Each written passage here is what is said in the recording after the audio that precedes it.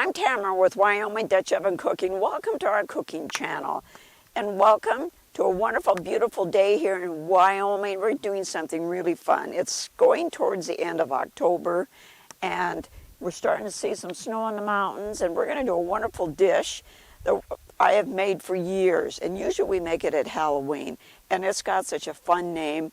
It's called Witches Brew, and I got this recipe from a really neat nurse that I used to work with years ago.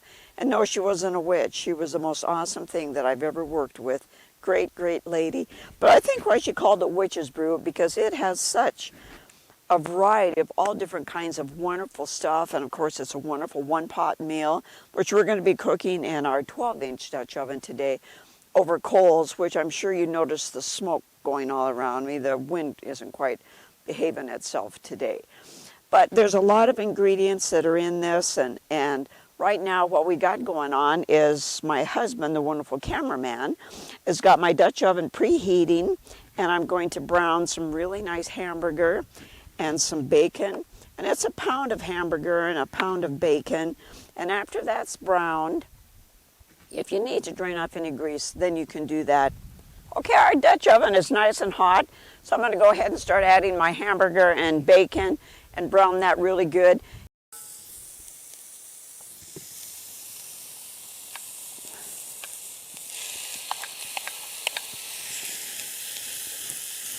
Like I said, if you need to drain any of the grease after you get done cooking this, then you can do that.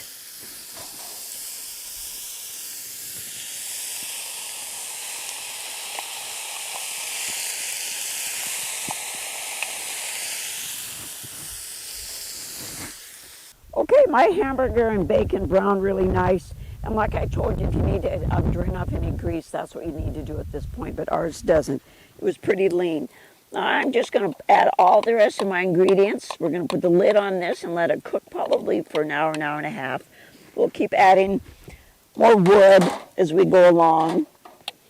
Okay, now that was my onion, about a medium-sized onion. 1 green bell pepper. 2 stalks of celery, and you coarsely chop that, as you can see. And a can of rinsed and drained mushrooms. You can use fresh if you want. A can of rinsed and drained kidney beans. Oh boy, see what I mean about all these wonderful ingredients? My goodness. Now my seasoning, the only seasoning I'm putting in here is a teaspoon of the wonderful pepper blend that we love to use. That is the Alpine Touch Pepper Blend, and a teaspoon of garlic. And then I'm going to put 2 15-ounce cans of stewed tomatoes. And you do not drain it because you do need some liquid. And if you need to add any more liquid, if it gets to be too thick, you can add some chicken broth. So as this kind of cooks, I will be adding liquid if I need to. And we're just going to stir this all together real well.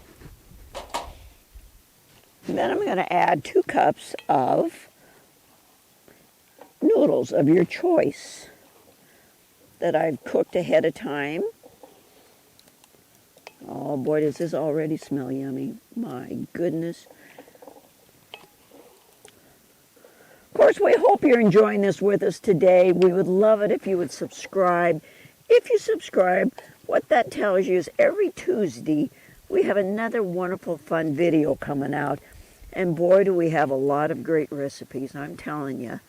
My husband and I have really loved to cook, and we've come up with some great ones.